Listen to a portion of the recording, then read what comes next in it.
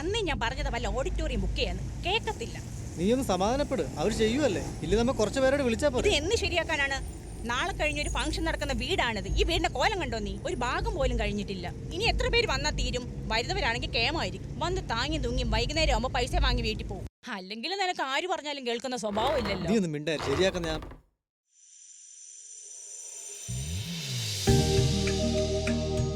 എന്താ ഇങ്ങനെ അത്ഭുതത്തോടെ നോക്കുന്നത്? ഇന്നലെ കാണിച്ചത് മൊത്തം പൊടി പിടിച്ച്, ഇതിപ്പോ എങ്ങനെ? 5-6 വർഷം പൂട്ടിക്കിടന്ന വീടാണെന്ന് തോന്നുന്നു. എന്നാൽ ഒറ്റ ദിവസം കൊണ്ട് ഇതെങ്ങനെ? അതിനൊരു സീക്രട്ട് ഉണ്ട്, വാ.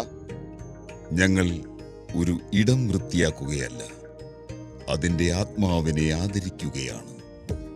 ഓരോ വീടും ഒരു പൈതൃകമാണ്. ആ പൈതൃകത്തിൻ്റെ മാറ്റൊലി മായാതെ നിലനിർത്തേണ്ടത് ഞങ്ങളുടെ ഉത്തരവാദിത്വം കൂടിയാണ്.